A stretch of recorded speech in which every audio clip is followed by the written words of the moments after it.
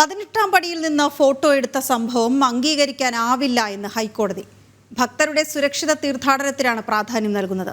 അഭിനന്ദനാർഹമായ കാര്യങ്ങൾ പോലീസ് ചെയ്യുന്നുണ്ടെന്നും കോടതി പറഞ്ഞു. വിഷയത്തിൽ ADGP S. ശ്രീജിത്ത് കോടതിയിൽ ഹാജരായി. രേഷ്മ ബാബു ചേരുന്ന വിവരങ്ങളുമായി. രേഷ്മ, ADGP ഹാജരായി എടുക്കാൻ പോകുന്ന നടപടിയെക്കുറിച്ച് വ്യക്തമാക്കി. പക്ഷെ എന്താണ് കോടതി പറഞ്ഞത്? രേഷ്മ, കേൾക്കാൻ കഴിയുന്നുണ്ടെങ്കിൽ കോടതി ഈ വിഷയത്തിൽ ഇടപെട്ട് വ്യക്തമാക്കിയത് എന്താണ്? നിലവിൽ ADGP S. ശ്രീജിത്ത് ഹൈക്കോടതിയിൽ നിന്ന് ഹാജരായിരുന്നു. ആര് പറഞ്ഞിട്ട് ആരുടെ നിർദ്ദേശാനുസരണമാണ് ഹാജരായത് എന്നുള്ളൊരു ചോദ്യം ഹൈക്കോടതിയുടെ ഭാഗത്തു നിന്നും ഉണ്ടാകുകയും ചെയ്തു.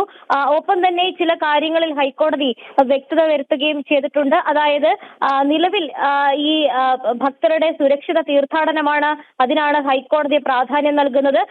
പക്ഷേ ഈ പോലീസ് 18ാം പടിയിൽ നിന്ന് ഫോട്ടോഷൂട്ട് നടത്തിയ സംഭവം അത് മനഃപൂർവ്വമായിരിക്കില്ല, പക്ഷെ അത് അംഗീകരിക്കാൻ സാധിക്കില്ല എന്നുള്ളൊരു നിലപാട് ഇന്നും ഹൈക്കോടതി സ്വീകരിക്കുകയും ചെയ്തിട്ടുണ്ട്. ഒപ്പം തന്നെ ഈ ഒരു വിഷയത്തിൽ ADGP സത്യവാങ്മൂലം, അതായത് റിപ്പോർട്ടായിട്ട് ഹൈക്കോടതിയിൽ സമർപ്പിക്കുകയും ചെയ്തിട്ടുണ്ട്. പല കാര്യങ്ങളും പോലീസ് ചെയ്യുന്നത് അഭിനന്ദനാർഹമാണ്, പക്ഷേ ഇത്തരം കാര്യങ്ങൾ മേലിൽ ആവർത്തിക്കപ്പെടരുതെന്ന് കൂടി ഹൈക്കോടതി ഓർമ്മിപ്പിക്കുകയും ചെയ്തു. എന്തായാലും നിലവിൽ ഈ മറ്റൊരു കാര്യം കൂടി ഹൈക്കോടതി എടുത്തു പറഞ്ഞിട്ടുണ്ട്. മാളികപ്പുറത്ത് തേങ്ങ ഉരുട്ടൽ അങ്ങനൊരു സംഭവം ഭക്തരുടെ ഭാഗത്തു നിന്നും നടക്കുന്നുണ്ട്.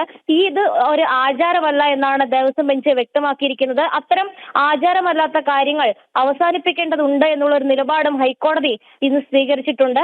കഴിഞ്ഞ ദിവസം ശബരിമലയിൽ ദർശനം നടത്തിയവർ 74,463 പേരെന്നാണ് പോലീസ് ഹൈക്കോടതിയെ അറിയിച്ചിട്ടുള്ളത്.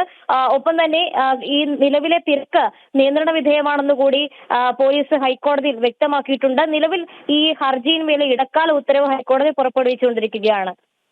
ഓക്കെ, ശരി രേഷ്മ. അതിനനുസരിച്ച് വിവരങ്ങൾ ലഭ്യമാകുന്ന മുറയ്ക്ക് തിരിച്ചു വരാം.